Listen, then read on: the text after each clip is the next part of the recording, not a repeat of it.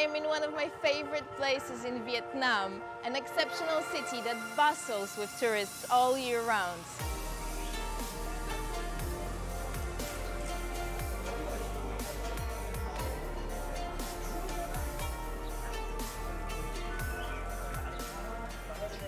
Hoi An, it has it all. Charming architecture, retro vibe, good weather, and most importantly, amazing finger-licking good street food, which I'm excited to explore in this episode of Fine Cuisine, and I'm happy to invite you to take this journey with me.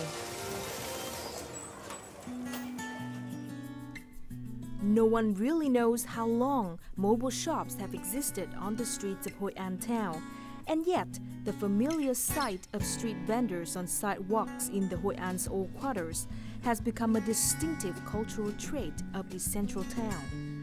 These shops have become an indispensable part of daily life for Hoi An residents, adding vibrancy and color to the classic beauty of the ancient town.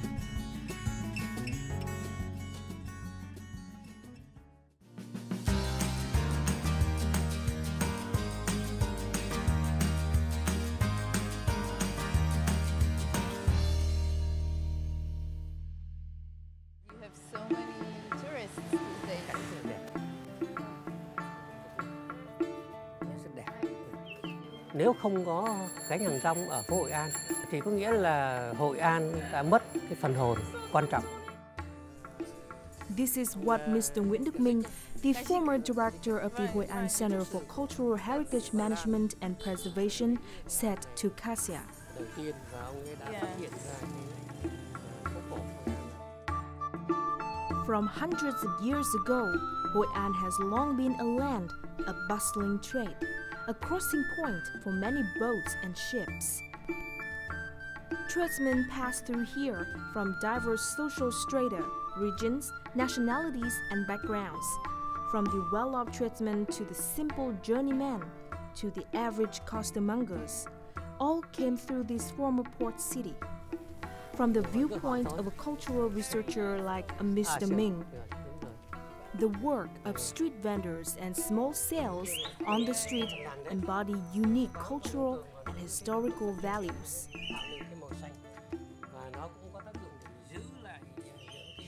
Từ sáng sớm tinh mơ, những cái tiếng guốc đi loạt kẹt của các cái chị gánh hàng bán, nó diễn ra toàn bộ trong một cái thời gian của một ngày ở phố. Liên tục ngày nào cũng như thế. Nó là cái nơi mà cung ứng kịp thời cho dân phố, cho những người mà đến làm ăn ở phố, là những cái món ăn, những cái đặc sản của từng cái địa phương một, mà người ta dồn tụ lại Hội An. Cho nên Hội An có thể nói gọi là nơi mà hội tụ của ẩm thực là thế. Many people have said that Hoi An mobile shops were born out of a distinctive characteristic of the town's residents, and that is the habit of eating snacks. It is also from this love for pastime eating that delicious and unique dishes have been formulated from the most basic ingredients.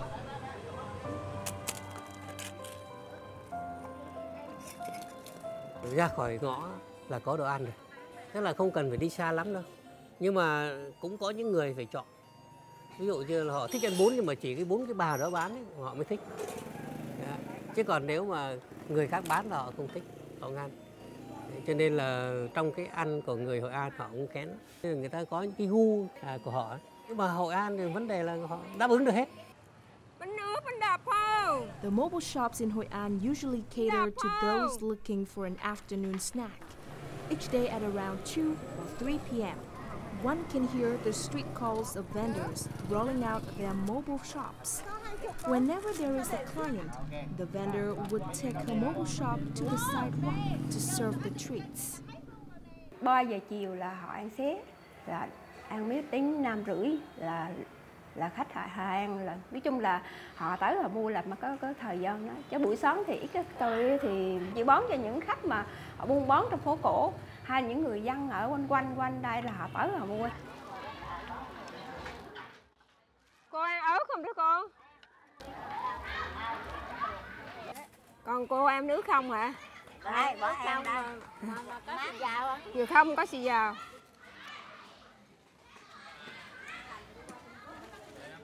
Rồi đi ngon đi đây không mình ngủ dậy mình đúa mình tới mình ăn. Như bà ở đây á, là không có thích vô tiệm đắt tiền. Còn chỉ xuống chợ đồ với lại hòn rang đồ đó họ bón dễ ăn. Gió chi họ cũng bón ấy. 5-10 ngàn chi cũng được vẫn vui vẻ. Như nãy là ăn 10.000 mà hay người ăn đó. Và gì hòn số nữa đó. When arriving in Hội An, you probably have yet to know what the bánh đập, translated as crashed or smashed rice pancake is. But the name alone is sure to pique your curiosity. Bánh đập hay bánh đập? Bánh đập. Đập ạ? À, đập. Đập, chứ không phải đập. Em sẽ có ở nhà nghỉ cho giới thiệu nên là cháu biết bánh này chứ cháu không biết đâu. Không biết à? Surely there are many people who share the same curiosity as these two. The treat comprises of 2 thin and crispy rice pancakes, sandwiching a steamed piece of rice cake. All 3 components are round-shaped, with a circumference of around 10 centimeters.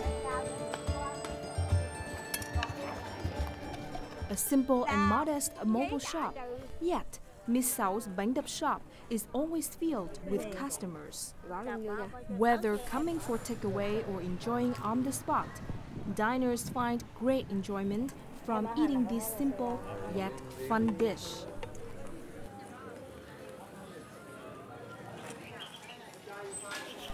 For Cassia, who's always curious to try new street foods, she's always most impressed by the heavy mobile shops and yet still warm smiles that the street vendors carry.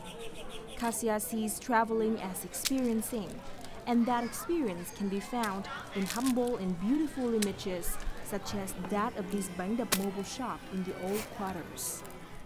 Okay, I wonder what happens now. It's a very simple dish, just 3 layers of cracker and a little rice noodle, and a sauce that's so rich that kicks the taste buds and makes this combination a very nice, very light snack between lunch and dinner on a walk during the walk on the streets of Hoi An. For the pancake to attain a rich taste and a white, appealing texture, fragrant and adequately glutinous rice must be chosen. Mrs. Sao's family needs to get up quite early in the morning to prepare for selling day. Công việc làm thì nó không nặng nhưng mà nó rất là tỉ mỉ đủ thứ ấy. Như đứa mà rảnh thì nướng bánh, sắc hành, như bà nội em mấy đứa thì sắc hành, đứa thì giò ớt. Nói chung hắn công việc thì cứ làm chia nhau để làm. Còn cô là rón bánh, làm mắm thôi. The steamed rice pancakes are made in a similar way with steamed rice cakes in other regions of the country. The important thing is to maintain control over the heat so that the cake does not become overcooked. The highlight of the treat is in the dipping sauce, made from black anchovies that are caught from the waters surrounding the nearby Cham Islet. The dipping sauce is mixed to a slightly thick consistency before being mixed with diced shallots that have been fried golden and fresh red chilies. Cái bánh đập có ngon là nhờ cái mắm, cái hành phi, ớt. Đó là một cái việc làm rất là quan trọng. Cho nên cái bánh thì nói chung là mình làm thì nó ngon là đã đành, nhưng cái nước chấm chủ yếu là cái nước chấm rồi cho ngon. Họ ăn vô trong miệng là thấy cái nước chấm ngon, là đó là bánh đập ngon. Nowadays, the humble bánh đập has become a local specialty, appearing in restaurants. Yet, enjoying this treat from a mobile shop is still a much-loved pastime of residents in Hội An.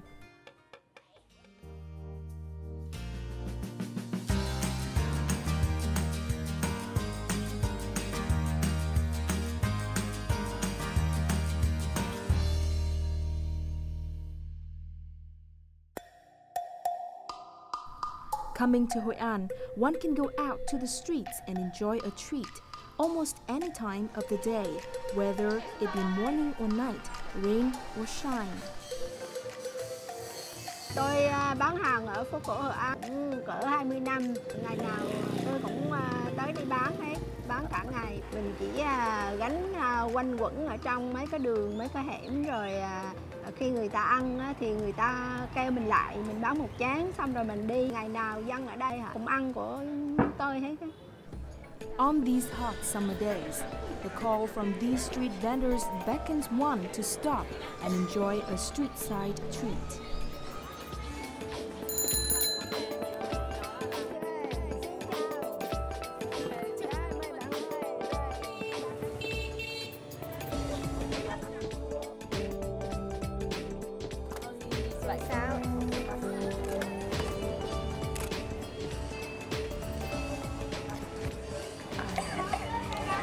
This is one of my favorite sweet street food treats on the streets of Hoi An.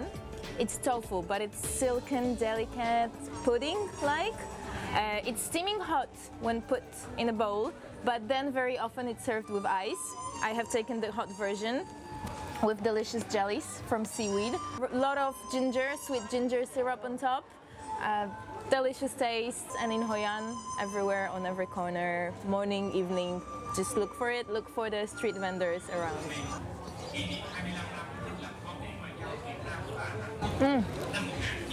Cô ơi, what time do you start working every morning? 9 giờ là chị bắt đầu ra bán. Very early. And how many baht you sell? Cỡ 20-30 bát. Hai ba chục. That's a lot. Nice, very good. Hồi xưa tới giờ chị ở đây là chị chỉ bán đậu hũ thôi. Nhưng mà khách Hà Nội vào là chị cho em một bát tàu phớ. Thì chị không biết tàu phớ là cái gì. Cái Hà Nội bảo là tàu phớ ở em là có đá, có thạch. Còn chị ở đây thì chị chỉ bán là đậu hũ, nước đường với gừng thôi. Khách rất là thích ăn những cái món gánh này. Thứ nhất là thích chụp hình, với lại thứ hai là ăn mấy cái món dân dã địa phương hồi xưa tới giờ đó.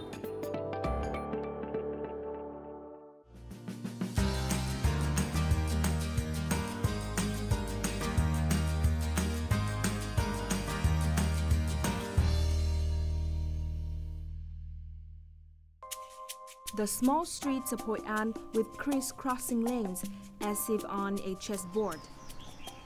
Everybody enjoys observing the time-honored beauty of these old quarters and cherishing the memories of the Hoi An people.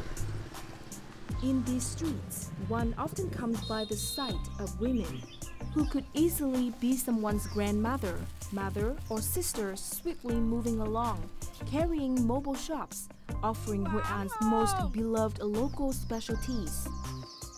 Today, Cassia gets to see the ingredients behind a mobile shop selling the famous Quảng noodles of Hoi An. Chào chị, đây là gì? Chào. Đây là món mì Quảng. Mì Quảng. Và đây là rau, rau sống. Đây là đậu phụng. Và đây là cọng mì.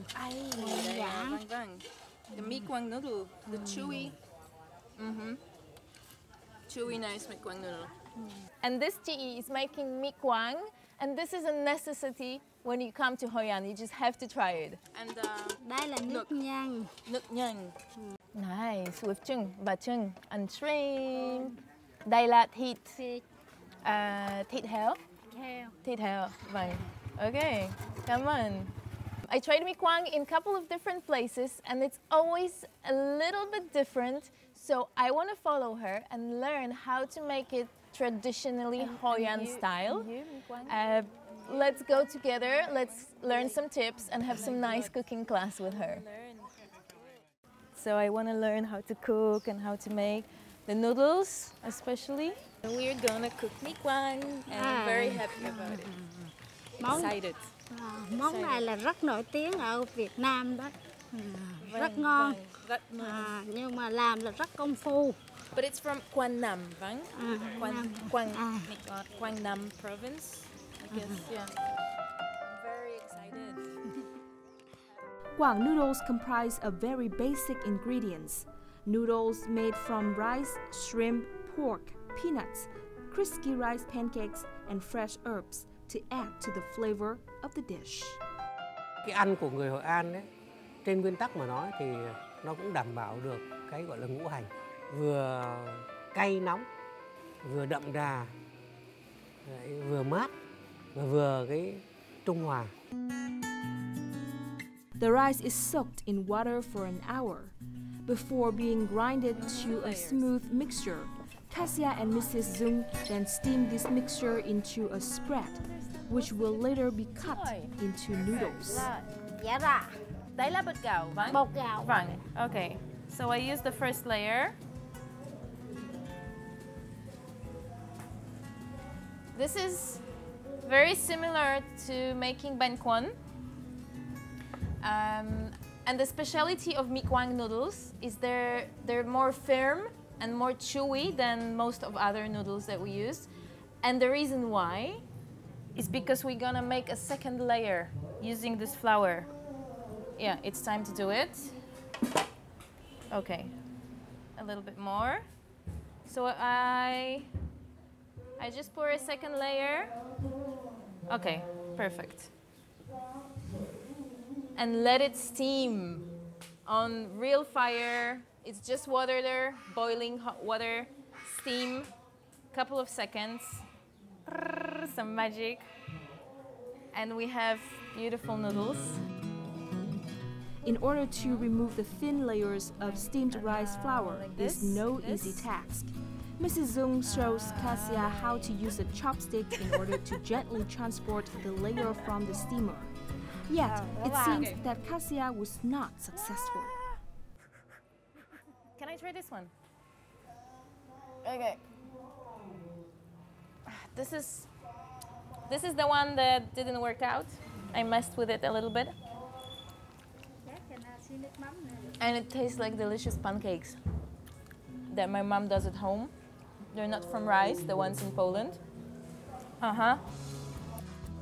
Cassia does much better on her second try. Her steamed rice layers become more and more perfected.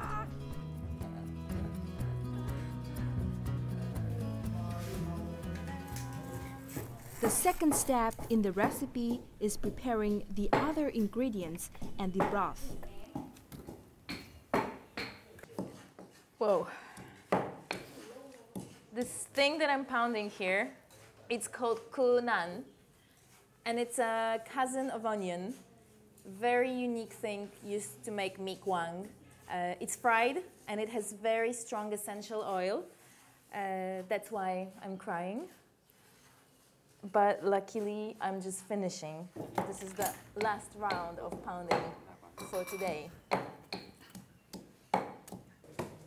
Ah, what's going on there? Chị ơi, đây là gì? Đá nhẹ và nhẹ. Đây là nhẹ. Công nhẹ. Okay, this is the ingredient. This is one of my favorite ingredients in the world. Root of turmeric. Very healthy, delicious. I add it everywhere to everything, or I just drink tea out of it. And by far, we're using all of my favorite ingredients to make mi quang. So I just know that this Hoi An version is gonna be my favorite, like the best food in the world. Healthy, variety, abundance of herbs and of vegetables. We're doing something delicious here. While Cassia is mixing the ingredients for the marinade and preparing the fresh herbs, Mrs. Zung is roasting the peanuts.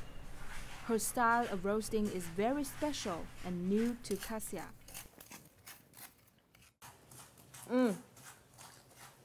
Those are hot, freshly roasted peanuts. And this chick here, she's using sand. So she's roasting them on a layer of sand. Ouch. So they don't get burned, and I think this is the most brilliant idea.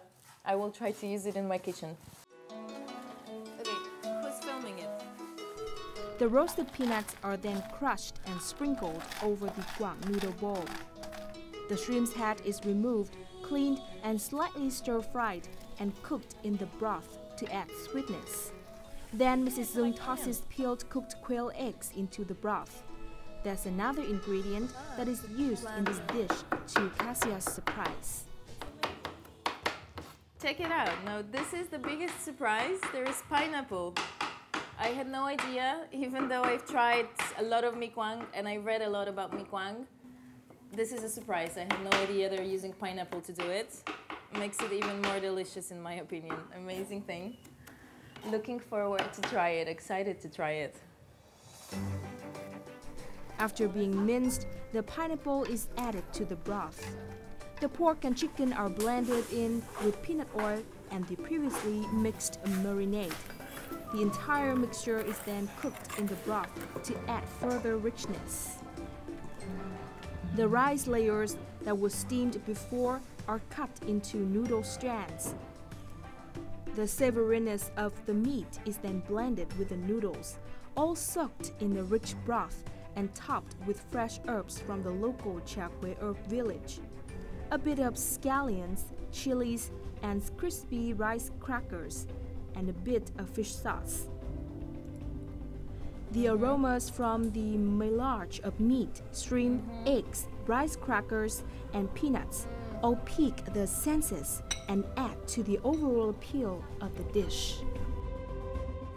Nowadays, guang noodles have been transformed in other regions of the country to adapt new styles. Yet, the original taste of the noodles of Guangnam has never been lost.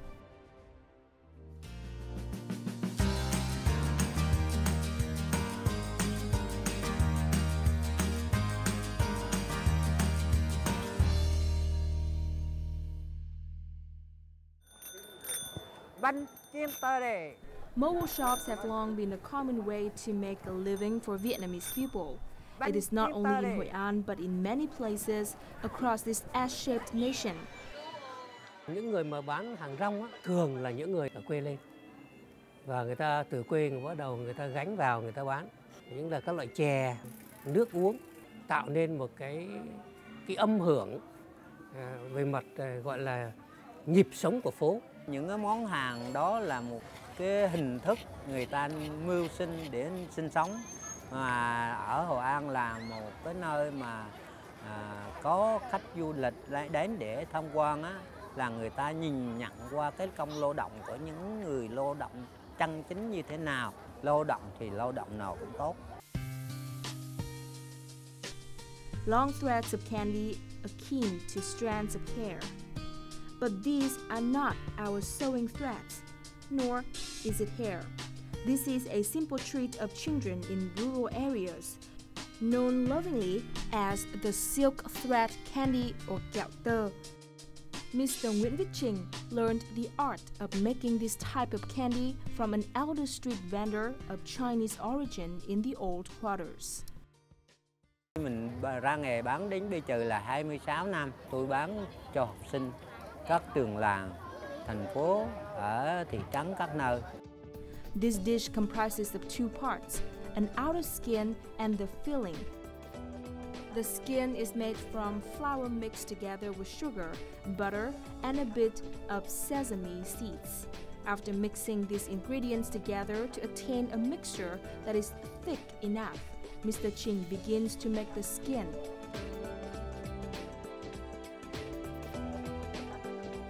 The filling is made from malt.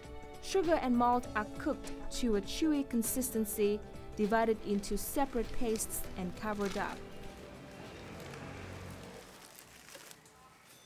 Bánh kiến tơ đi. Là 4 giờ chiều là tôi đạp cái xe đạp từ nhà đến phố cổ này. Và đến điểm là tôi thấy cái điểm bài chòi là cái điểm mà văn hóa. Cho nên tôi đứng cái điểm đó để tôi phục vụ. When clients approach him, Mr. Trình would take out the one malt paste and start pulling and stretching on it. Only a few seconds of meticulous folding and pulling later, and the initial malt paste quickly becomes thin and nearly transparent threads of malt. Mr. Trình carefully places the threads onto the pre-made skin, adds a bit of grated coconut before sealing the candy. All the steps take place within no more than a minute. Come on, Joe. Okay, let me try it. This is real magic here. This is real magic here. not only how this guy makes it, but it tastes amazing. It's so light that it's like guilty-free sweets. Ngon không? Trời. Can I try to make it? Ok. Mời. Mới. I love it. Rồi. I need to try it. Wow. Without any hesitation, Kasia starts to learn how to make the silk thread candy. But it is no easy feat.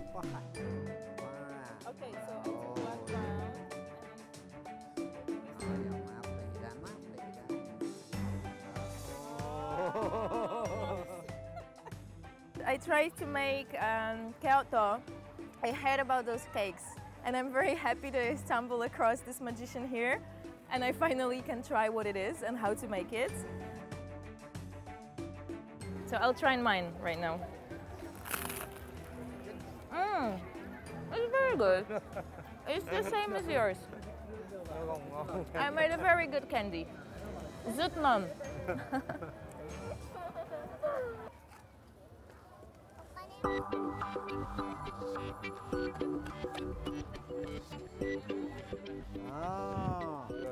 Amid the bustling streets of Hội An town, one can certainly take a walk down memory lane to one's childhood when trying to subtle sweetness of the silk thread candy.